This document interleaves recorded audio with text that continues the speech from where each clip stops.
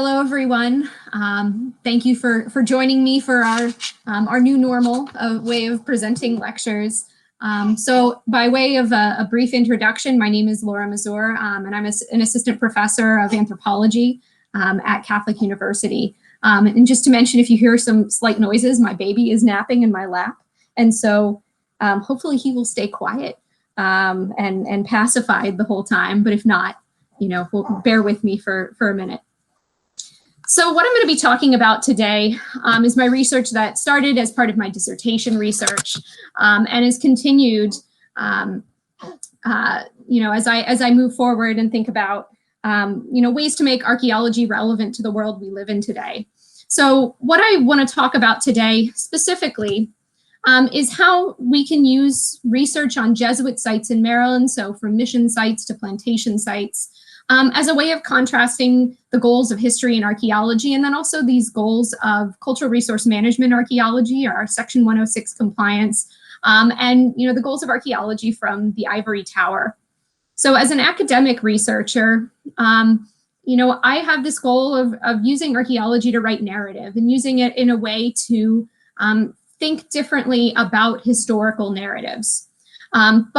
As an archaeologist who has worked primarily with collections, particularly collections that were made during the 1980s, 1990s, 2000s, through federal compliance, there are some issues that I've run into about the challenges of using these collections to answer academic questions.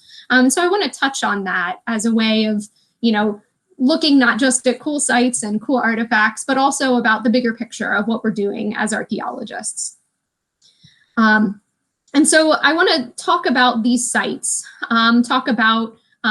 particularly about plantation sites associated with the Jesuits, and particularly about the landscapes that Jesuits designed, that enslaved Africans inhabited, and how we can think about these sites as a way of transforming narratives, transforming sort of your typical historical narratives. So to give you a little bit of a picture of that before we get started, I want to show you three images on the right of the screen here that are from St. Inigoes plantation. This is a plantation in southern Maryland, and I'll give you some more detail about it in a few minutes. So the image on the top is from an almanac that was written by Father Arnold Livers, and he was assigned there. He lived in a large brick manor house, and these are the plants that he had, planned to put in his garden. So China pink, sweet basil, aster, your typical English garden plants. And so often the Jesuit histories that are written in the late 1800s and early 1900s focus on details like this. Like, oh, these are the beautiful gardens the Jesuits were cultivating on their plantations. Details like this in sort of the golden age of colonialism. When we look at archaeology, actually some of the earliest archaeology that's done in Maryland is done by the Jesuits on their plantation at St. Inigoes. So this image in the middle here is from a brick hearth that they excavated. All the stories I've heard is the Jesuit novitiates, so these are the students who are studying to be Jesuits, would go there on their summer vacation, and they would go drink a lot of beer and do archaeology. So I guess things haven't changed that much, from the 1930s to today. And so we can look at, the archaeology that's been excavated at these sites. But really to look more deeply at these sites, look at the question or the image on the bottom. This is an individual named Frank Campbell, and he lived much of his life in Louisiana. This image was taken about 1900. But Frank wasn't from Louisiana. He was from Maryland. He lived the first part of his life at St. Inigoes plantation. And this remarkable photo was found during a lot of the genealogical research that's been conducted through Georgetown University and the Georgetown Memory Project, the Georgetown Slavery Archive. And so I want to think about sites like St. Inigoes through Frank Campbell's eyes. Try and think about features like this hearth that was dug up in the 1930s. Think about this garden that was planted in the 1760s through the eyes of Frank Campbell and his ancestors. And, to quote Alexander Hamilton, we know who was really doing the planting for a garden like this. It's really important to see, archaeological features, historical evidence through these eyes.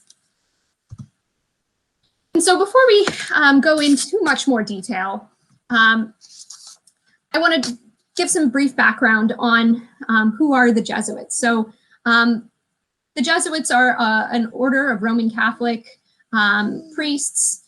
They are essentially founded by Ignatius of Loyola. You can see his image here in a painting, and also his image on a medal that was excavated at St. Mary's City. And he is, originally a Spanish soldier. So if we think about him, his given name was Inigo. So we can remember it by, the Princess Bride, right? And so this is a historical moment in the 16th century, known as the Counter-Reformation. You see with the growth of Protestantism that the Catholic Church is reacting to this. And so the Jesuits are part of this historical moment. They're charged by the Pope to go and conduct missions. And the idea is that they're going out and spreading the Catholic faith, not only among non-believers, but among Catholics themselves or people who might be tempted to convert to Protestantism. And so you see a very strong presence of the Jesuits in places like Elizabethan England, where they're trying to keep Roman Catholicism alive in a very secretive form.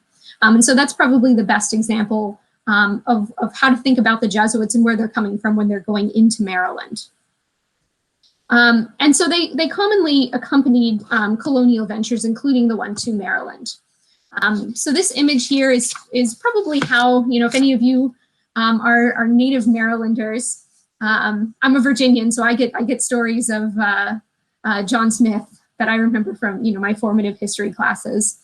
But you see images like this where you have really Father Andrew White, who, is seen as this culture hero of Maryland history. And, the Jesuits in Maryland history are seen as mediators between the colonial government and the Piscataways and other groups of native people. They're seen as people who are trying to keep the peace and serving as cultural brokers, as negotiators. But they're also ministering to Protestants. They're trying to convert Protestants, and they're trying to convert native people. But they're also, trying to do their role of, serving as priests for the colony. This is why Cecil Calvert invited them along in the first place. And so they developed this good reputation throughout the colonial Americas in general, of having good negotiating relationships with native people. And so this is really central to this narrative of Maryland history that is always promulgated. And the stories that the Jesuits tell about themselves often focus on these details in history, very much presenting Jesuits as heroes of history. And when we think about their reputation today, we know the Jesuits in terms of their strong role in education, perhaps today their role in social justice. But this is, these are reputations that develop slowly. And so if we think about Jesuits in terms of social justice, this is not exactly how we want to think about them in the 17th or 18th or 19th centuries, because Jesuits are some of the largest landowners and some of the largest slave owners in Maryland history. And so it's important to juxtapose the stories that the Jesuits have told about themselves through history, and then the stories that we're thinking about today in a very different era of history, where we're trying to tell the stories of people whose stories haven't always been told. And this is something about the Jesuits that's particularly been changing over the past 4 to 5 years, because the Jesuit slave sale of 1838 has been in the news so much. Basically, the Jesuits were in a lot of debt during this period, partially because they are the PhDs of Roman Catholic religious orders, and they're not very good farmers. But also because agriculture was in decline, particularly tobacco agriculture in the early 19th century. And they were using it to support educational institutions like Georgetown. So they got into a lot of debt. And so they essentially sold nearly 300 enslaved Africans and more before the slave sale in 1838 to try and stay afloat financially. And so this has been, a very important and prominent part of history recently. So you see things like the Georgetown Slavery Archive, where these documents associated with the Jesuits are put online. And I really encourage you, if you're interested, to take a look at this archive. There are all kinds of maps and photos and documents that have been transcribed. It's a really incredible resource. So as we transition from looking at history to looking at archaeology, we can ask ourselves, well, what does archaeology tell us about this history? And sometimes, even I forget how much we've learned through archaeology that we really didn't know before, particularly about things like early Indian missions or, the Jesuits, earliest settlements. So we can look at early mission sites, perhaps these sites associated with Father Andrew White. I know this is something that Julie King has been very interested in looking at recently with her work at 17th century Piscataway sites. We can also look at the role of Jesuits in the colonial capital, whether it's a religious role or political role. It's hard not to notice when you go to St. Mary's City, the reconstructed brick chapel in the middle of a field, right, as it would have been in the 17th century. And this, is only possible because of the really excellent, decades of excellent archaeological research done at St. Mary's City. So we have, Henry Miller and Tim Reardon and so many others, Silas Hurry to thank for, this really incredible reconstruction and, our ability to visualize Jesuit history and Maryland history through archaeology. If we look throughout the state at the role of archaeology in understanding Jesuit sites, we have to move outside of Southern Maryland, right? And so you can look at their system of plantations that spread from St. Mary's all the way up into Harford County, to the Eastern Shore in Cecil and Talbot counties, and then even into Pennsylvania and Delaware.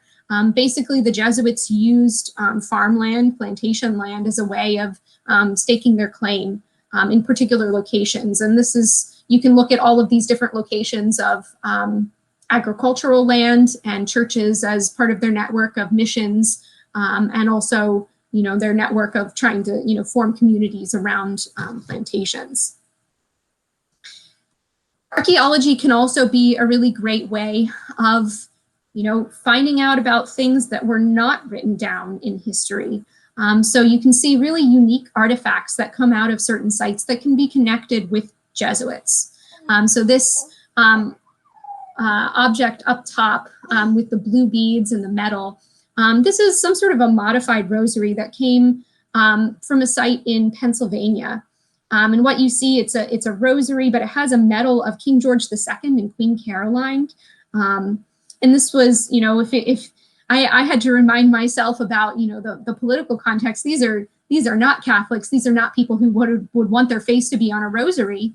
But the person who probably assembled and used and wore this object, a Susquehannock individual, had a very different way of thinking about, Roman Catholic objects and English political objects, and it was much more about these materials. So we can see this as maybe a link to, why are Susquehannocks using a rosary that's made of, a really common type of trade bead. So this is another one of these cool questions, and we can go down a rabbit hole to try and understand this object. We can also do that with this object down on the bottom, which is a Jesuit medal depicting St. Francis Xavier, who was known for his ministry in Asia. And there's Chinese script on this particular medal. So it's the kind of medal you would expect would have been intended for a Jesuit mission to China.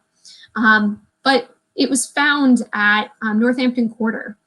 This is an object that Kristen Monaperto did a lot of really excellent research about in her dissertation.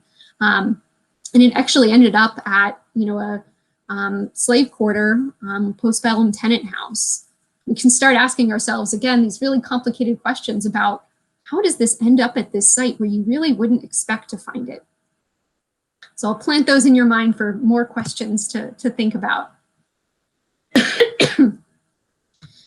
But But as we move on, I want to ask, really interrogate some of these questions specifically about Jesuit plantations. Now, most of these plantations have seen some sort of architectural or archaeological research during the past 50 years. Many of them are listed on the National Register of Historic Places. And often the churches and Jesuit residences are preserved and remembered for their association with the Catholic Church in the United States.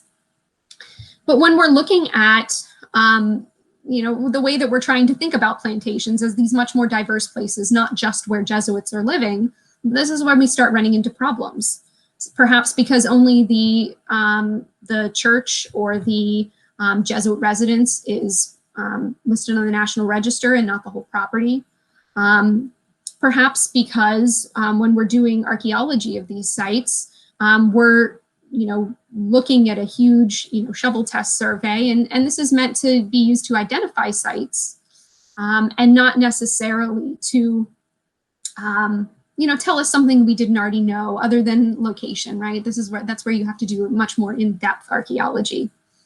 And so another issue might be that you might discover a site, but it doesn't date to the Jesuit period that you're looking for, right? So these are all some of the challenges of the archaeology that's been done on these properties, or the architectural research that's been done.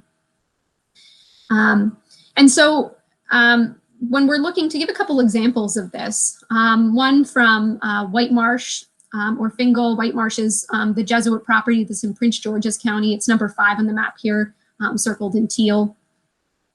Or Fingal, which is an associated property just over the border in Anne Arundel. So these sites, I went through, there's been a lot of shovel test surveys on these properties, but they haven't really discovered any resources that are from the Jesuit period.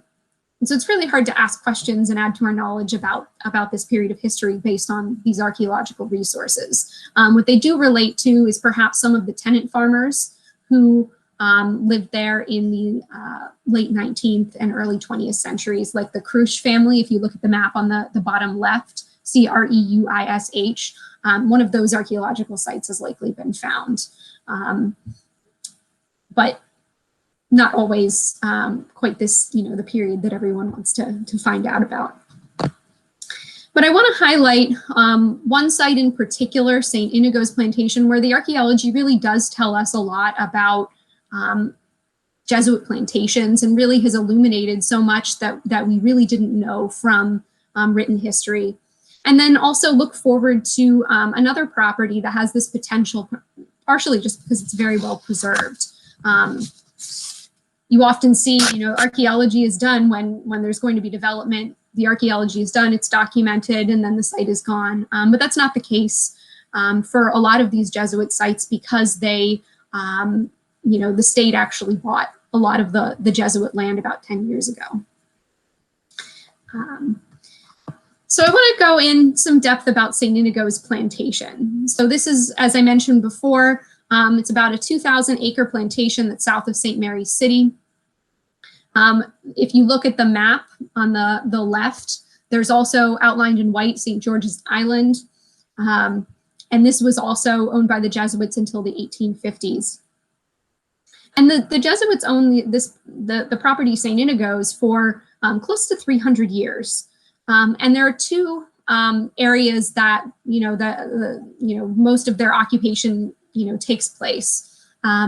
What you see depicted in the inset map is known as Old Chapel Field. This is occupied for a little over 100 years. There's 2 specific archaeological, centers that we know of, and I'll go into in a little bit of detail in a minute.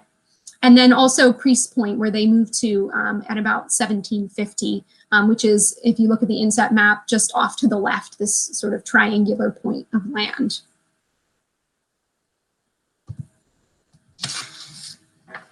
And so we really have a lot to thank, collaboration between the Navy and the Mac Lab, particularly work that Julie King and Mike Smolek made sure happened over several decades to make sure that all of the archaeological resources. This is Webster Field Annex, to make sure that these resources were documented. And so what you can see on the map here for looking at archaeological resources from St. Inigoes, up in the top of this map here, if you look at sort of the gray area, this is a pond area, an inlet known as now as Scholars Pond. And the area around it is all of the best tobacco soil in the plantation. And so this really early 17th century settlement happens right around it. The early settlements are the numbers 1, 2, and 3. These are an area probably where you see this occupation 1630s to maybe 1660, 1680. There are also some burials in this area, and there's a potential that this, ends up turning into a burial ground. Many questions remain based on the archaeology that's been done. And then right around 1680 or so, the occupation moves farther south. You can see some of the locations here.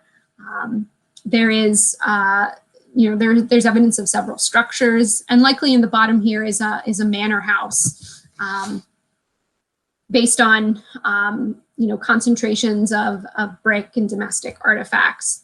What you can see depicted in the pictures are some of these structures, that brick hearth that the Jesuits dug up in the 1930s. The brick floor in the bottom right of the image was excavated in 2000, and this overlaid a brick cellar. This was probably the Jesuits' residence, and then it became a residence for tenants or enslaved Africans when the Jesuits built a larger house. And then you see part of a kitchen midden that was excavated just in the past 10 years in the bottom left. So if we're looking at this plantation, we can get some hints of what it might have sort of looked like. If we go back to this image, the inset map, there's a house here on the bottom right, and what looks to be sort of a yard area extending off to the left. This might have been a working yard where there was a kitchen, maybe a slave quarter.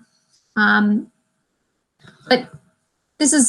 there are still some questions here. What I've put together here is based on a GIS of all the archaeological resources we've looked at. There's so many more questions that remain about how people like Frank Campbell's ancestors were living in the space. Where were they actually living? Do we have evidence of a slave quarter here, of a kitchen? Where are different groups of people living? And then we can start asking questions about middens and domestic refuse.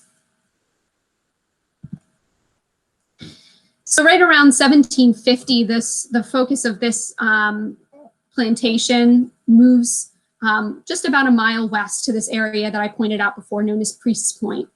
There, the Jesuits built this large manor house. For anyone who's familiar with Bachelor's Hope, it's a very similar design based on comparing it to this watercolor here. What remains today, you can see on the bottom left. And most of this, the standing wall here is the only part of the original 18th century structure. The kitchen is added on. I think this is the early 20th century. And so we can look at, the archaeology of the Jesuits' house here, but we can also ask questions about the other people who are living at Priest's Point. So what you can see in the image on the top right, not the INRI plaque, I'll get to that one, but this image of the nautical chart. So this is a chart that was designed so that sailors could identify where they were based on landmarks. And so this one depicts the area of Priest's Point after the Jesuits' manor house burns down in 1872. They built a large house that's known as the Villa House, but a little bit off to the left, you can see a small house. And I became intrigued by this house because of some references to a woman named Louisa Mahoney. Louisa Mahoney Mason is her married name. And some of the documents say that she lived in a small house by an ice pond. And this is located right next to a pond that would make sense as a pond where ice would be collected in the winter. And I was going through looking at old photographs from the 1930s and aerial photographs. You can see this house a few times here, and actually some very naughty field techs during the archaeological project I think this was in the late 90s, actually dug a very irregularly shaped test unit. When I was talking to Ed Cheney at the Mac Lab about this, he was telling me the story about how he was, he had to yell at the field techs for digging this unit. But I actually find it really interesting because this is the double hearth that was in the center of this house that was probably occupied by a woman who was enslaved by the Jesuits. And she actually was, the last person enslaved at St. Inigoes plantation. She had 6 children who lived with her, probably in this house. And so we can start to see this site not just as a site occupied by Jesuit priests, or where Jesuit students went during their summer vacations to go drink and do archaeology, but as a site occupied by a woman who we actually is documented well. She dies in the very early 20th century, and there are obituaries written about her, noting her faithful service to the Jesuits. She's a really remarkable historical figure that I think is important for the memory of the site as an African-American site, as a site important to Black Catholic history. And you really can see that through objects like this INRI plaque. This would have been attached to a crucifix. And this is found in the yard, the backyard associated with this house. And so while there is a 20th century occupation of this house later by the Rayleigh family, who are tenant farmers, archaeology can show us, a way of looking more deeply at this site, thinking about it in terms of, the whole history of occupation, not just, its more recent history. So switching gears, when we think about other sites occupied by the Jesuits, one site that really stands out is known as Bohemia, and this is in Cecil County on the Eastern Shore. The Jesuits purchased this property right around 1704. They, as often happens, they're given a little bit of land and they expand on it. And it's no mistake that the date of their occupation there lines up exactly with the act to prevent the growth of popery. So what ends up happening is the colonial government, which is initially administered by Catholics, gradually turns and becomes very anti-Catholic. And so the Jesuits start thinking strategically about where can they go to accomplish their various goals of mission and education. And so they end up moving to the Eastern Shore, purchasing land on the Eastern Shore and sending a Jesuit there, sending about 50 enslaved Africans there to farm the land. And this is an area that is remote. It's certainly not a center of Catholic activity like Southern Maryland. And you see an early adoption of grain cultivation in this area. And so it's intriguing to think about how social relationships are different in this area. That's a little bit more like the North, the Mid-Atlantic, the Northern Mid-Atlantic in terms of agriculture than really the tobacco-dominated Tidewater area. And so we have this gorgeous map that you see on the bottom right that comes from the Jesuit archives at Georgetown that gives us some clues about where we might find archaeological sites here. So the core of the plantation you see here on the left, lots of really intriguing outbuildings here. The building in the center is the church, and the Jesuits' initial residence probably in the back. Just south of this, you can see this area. What looks like a little bridge here is a dam for a mill. Number 11 on the map is a mill. And then down here, number 14 is, it's called St. Inigoes House. St. Inigoes was one of the tenant farms here. But there's actually a letter written by Bishop John Carroll in the early 19th century that enslaved Africans are actually living in this brick house that was originally meant to be a tenant house. And he notes that the Jesuits don't provide haven't provided any slave quarters to enslaved Africans who are living there, and so are actually living in a tenant house. And this raises some really intriguing questions about, the kinds of housing. Is this normal? Are the Jesuits doing this across their plantations as they're having trouble recruiting tenant farmers in the early 19th century? Are they sending enslaved Africans to essentially live in these houses and farm tenant farms? So this is one of the questions I have going forward, is to think about places like this and think about, what archaeology can tell us, not just about, where these sites are located and certainly what types of artifacts that you can find there. Also, really interesting questions, but also the larger social world of who's living there and trying to put a face on that. And so when we're looking at, archaeological landscapes and the kinds of questions they can help us answer, one of them is about, what kinds of buildings people are constructing. Are the Jesuits building buildings like everybody else? And so one clue we have here, questions we have here is about earth-based architecture. Are the Jesuits putting post and ground buildings, building them in the 17th century like everyone else? And there was an early expectation, I think because there was a document that Father Andrew Wright really liked brick houses. There was an expectation that you would see an immediate construction of brick houses on Jesuit sites. And this is really not something that you see. But if you can look at this image, most of the test units that were excavated right around 2000 are right in this brick concentration. And while there's likely a domestic structure near there, based on the concentrations of daub, so your dried clay and nails, wrought nails, your domestic structure is probably farther to the south. So this is a question we have going forward, trying to adjust our expectations and ask these questions about, where are these structures, domestic structures, actually located? And when we're thinking about questions like brick, when do you build with brick? Most of the brick architecture is churches. Until the 19th century, most of the brick architecture is churches and then occasional manor houses. And this is to make a social statement, probably, about the permanence of the Catholic Church. Something that's ironically, this church at St. Mary's City is ultimately deconstructed in the early 1700s, and the bricks removed actually to St. Inigoes plantation. So you also see in the early 1700s the construction of churches that are not made of brick.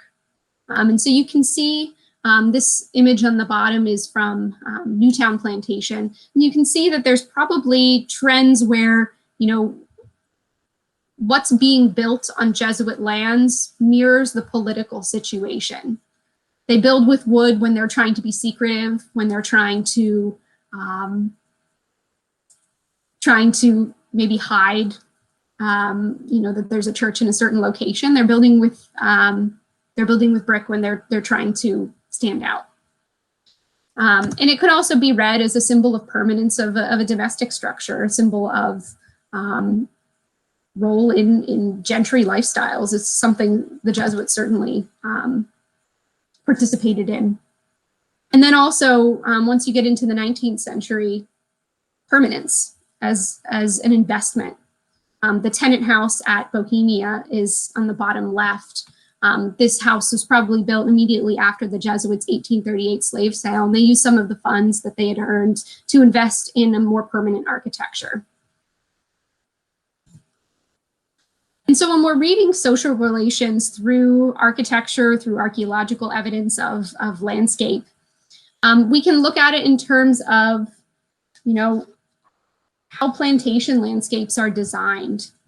So we're looking at things like elevation. We're looking at construction materials of buildings and things like, how you can read the relationships between people based on where they're putting houses. And we also have to think about this in terms of the religious relationships that are happening here. So what you see in this image is actually one of the Jesuits' plantations from Pennsylvania. So there's a church and rectory that are in the top right. These are built right on top of a very visible hill. This is the hill that you can see from miles around, whenever you're driving up to the site. On the bottom left, you can see the greenhouse is a tenant house, and probably the structure next to it is the barn. And just adjacent to them is a slave quarter. This is, you know, very stark. You can see these different social relationships read through architecture.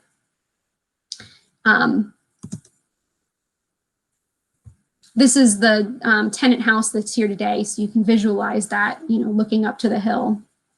The church is the house on a hill, you know, even, you know, not just a metaphor, right? It's literally right on top of the hill.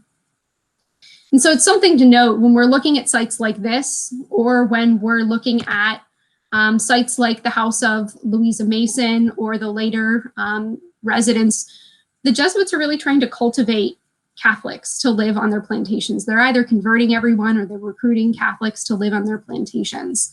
And so this is an important element when we're reading these landscapes, to think about that aspect of religion and how it's suffusing the types of relationships that people have.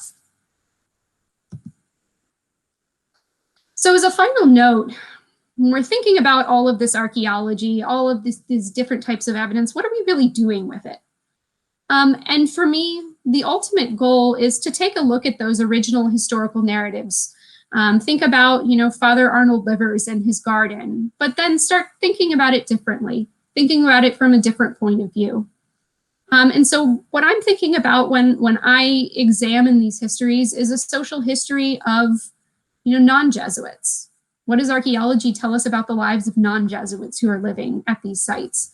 And specifically, you know, how can we use these sites in ways that are meaningful for not just the public in general, but specific types of publics. And one of the, you know, the most important stakeholders for these sites are the descendants of enslaved Africans who lived there. This is Newtown Plantation in St. Mary's County, and this was news some of you may have seen that came out recently. An interpretive board interprets, you know, this particular, the manor house, it's a 1789 manor house built by the Jesuits. And the individuals that you actually see in front of it are descendants of people who were enslaved there in the 19th century. So this is Sheila Milburn, Reverend Dante Eubanks, and Vicky White, who visited Newtown, I believe, last year.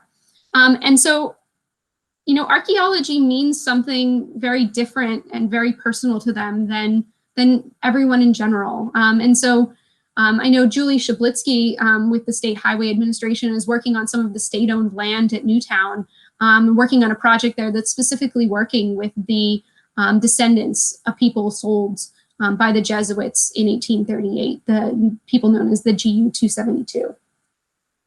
And so I think this is an important way of transforming narratives by making it relevant to different groups of people, by thinking about history through their eyes, of the people who lived there and then also their descendants. So a brief plug. So as I mentioned before, I've worked a lot with the collections and the data from the plantations that, you know, have been investigated previously over the past 50 years or so. And as I look forward, you know, we're planning to do some field work on these sites, particularly in Cecil County and in St. Mary's County. And then also do more work with some of the resources at Georgetown's archives. So if you're interested in this project, if you want to learn more about it, if you have questions, if you're interested in participating in fieldwork or maybe transcribing documents, we really welcome you to be involved and to get started. I have so many documents that I have photographed from the archives that I haven't had a chance to go through yet. And so if you want to get your hands wet and get your feet wet and work on that, please let me know. So Steve Lennick at St. Mary's College and I are getting started working on this project to hopefully do some more field work sometime in the next couple of years. So if you're interested, please do contact us. Thank you very much.